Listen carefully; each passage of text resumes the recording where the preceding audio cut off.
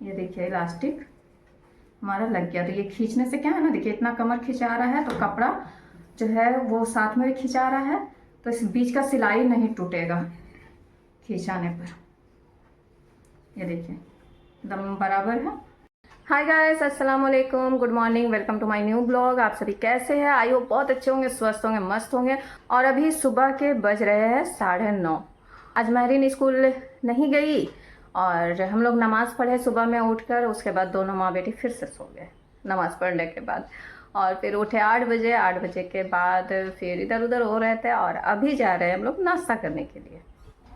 और महरीन को इंतज़ार नहीं हुआ, ये खाना शुरू कर दी है, कहे कि मुझे बहुत ज़ोर की भूख लगी है। और नाश्ते में देखिए यही गुड़म्मा और पराठा है। और ये पता है गाइस क्या है? बॉल सूजी का। हम मतलब मैं आफरीन को बोली कि ये क्या बनाई है, कहती सूजी का पकौड़ा। तो जो अप्पम बनाती हूँ ना मैं, बस उसे मैं क्या करती हूँ कि उसमें बनाती हूँ ना अप्पम, जो पैन है उसमें बनाती हूँ। और आफरीन इसे क्या की है, फ्राई कर दी है।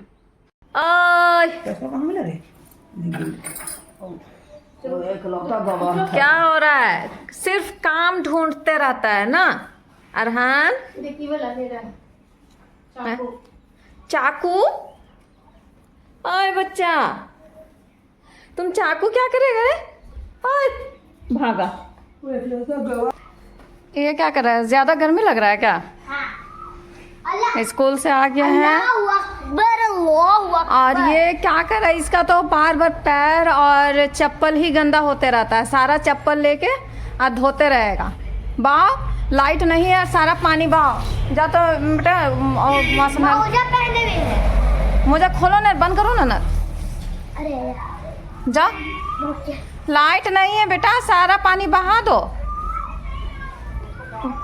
पता नहीं पैर और ये कितना गंदा होता है उसका चप्पल। तो गाइस यहाँ पे मैं सिलाई करने बैठी हूँ और ये देखिए पुराने वाले मशीन में मैं सिलाई करने के लिए बैठी हूँ। ये अम्मी का दहेज का मशीन है।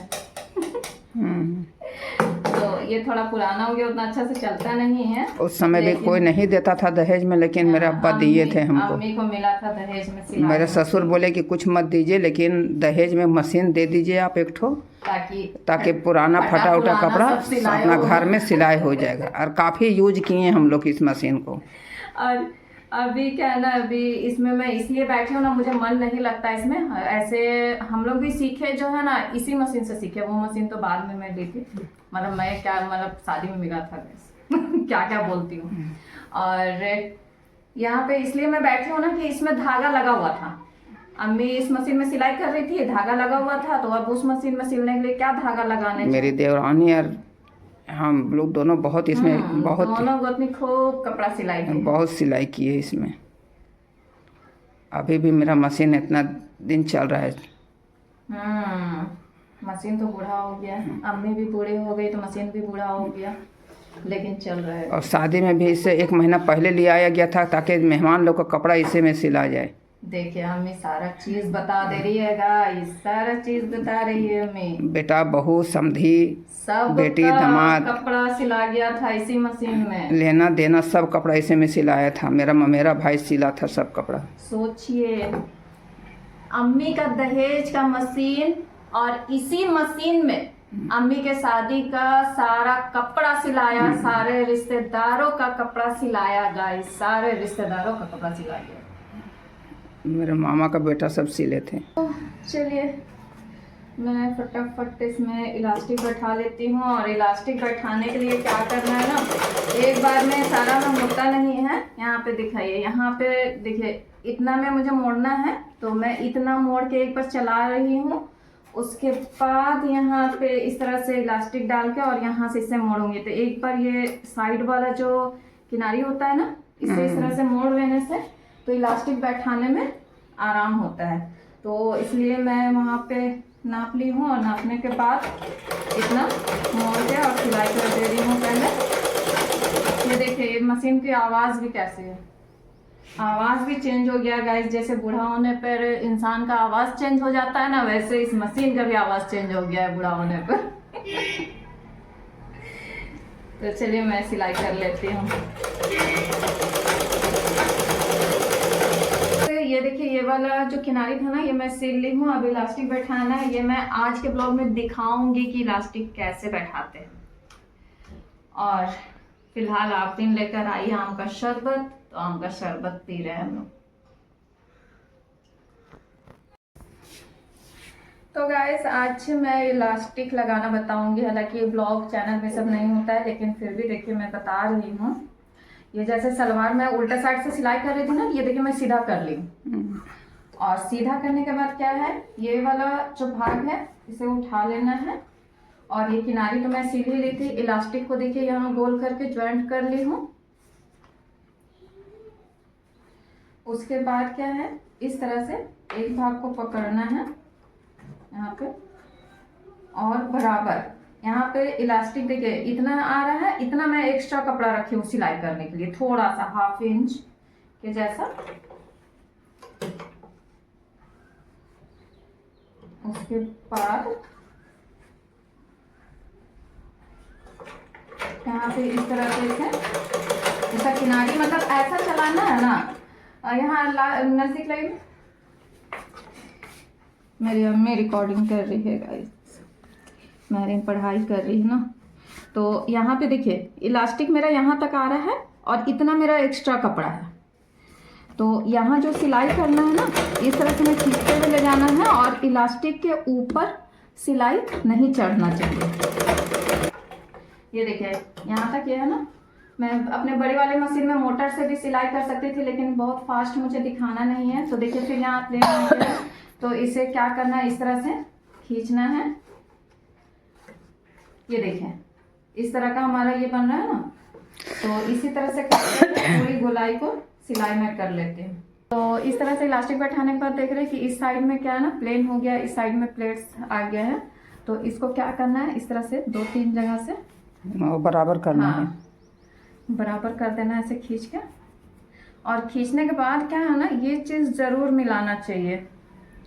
ये देखिए ये जो दोनों जॉइंट है ना, फ्रंट और बैक का, इस जॉइंट को यहाँ पे एक जगह इस तरह से मिलाना है और ये दोनों को बराबर करना है। ये देखिए बीच से, तो ये हमारा इस तरह से बराबर आना चाहिए।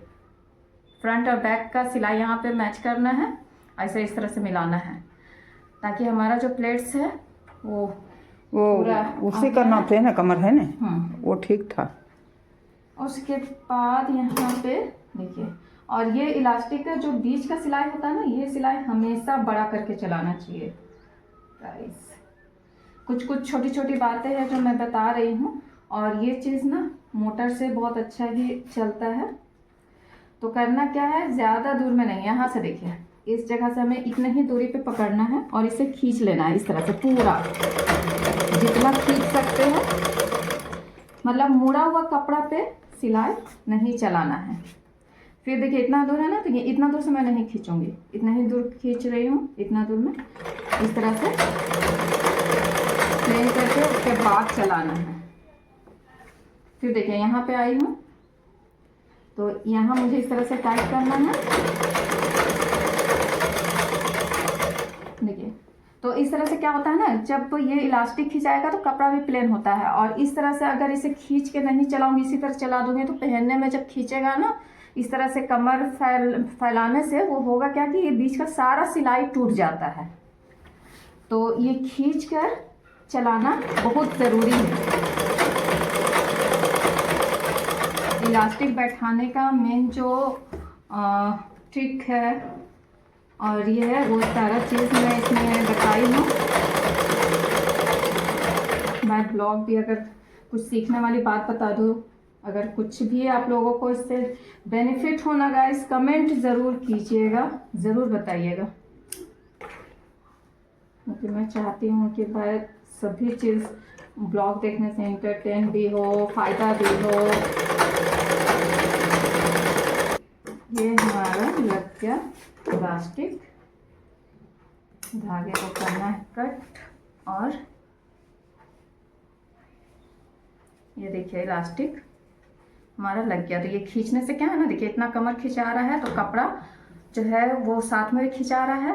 तो इस बीच का सिलाई नहीं टूटेगा खिंचाने पर। ये देखिए एकदम बराबर है। तो इस तरह से जो है कमर की इलास्टिक आप घर पे बैठा सकते हैं। किसी भी सलवार में अगर इलास्टिक नहीं है ना गाइज, और अगर आप लगाना चाहते हैं तो ईजिली लगा सकते हैं, डोरी हटाकर और इलास्टिक ईजिली लगा सकते हैं। तो गाइज अब फाइनली क्या गाइज, अब तो निकल रहे हैं, मम्मी मेरे को पहुंचाने जा रही है। और गाइस आज डिनर में बना है चिकन, मसाला चिकन और रोटी। और गाइस अब हम लोग जा रहे हैं खाना खाने के लिए। मैरिन सोची पता नहीं क्या हुआ है ना। अरे खाना खाने से तुरंत पहले उतना पानी नहीं पीते हैं, खाना खाने के तुरंत बाद और तुरंत पहले ज़्यादा पानी नहीं पीना चाहिए। समझ में आया? तो चलिए अब हम लोग खाते हैं खाना, चिकन और रोटी। और गाइस खाना खाने के बाद हम लोग आ गए हैं टहलने के लिए, जैसा कि ज़रूरी होता है खाने के बाद थोड़ा सा टहलना 5 मिनट, जो कि हम लोग डेली नहीं करते है कि शायद ही कभी कभी करते हैं। और गाइस आ चुके हैं हम लोग घर के अंदर, यानी कि अपने रूम में, और जा रहे हैं अब सोने के लिए। तो आज के ब्लॉग को यहीं पे करते हैं एंड। तो गाइस अगर वीडियो पसंद आए तो लाइक और सब्सक्राइब जरूर कीजिएगा। Thanks for watching. मिलते हैं नेक्स्ट ब्लॉग में, तब तक के लिए bye bye. On the clock, second hand, that make the whole round. Why you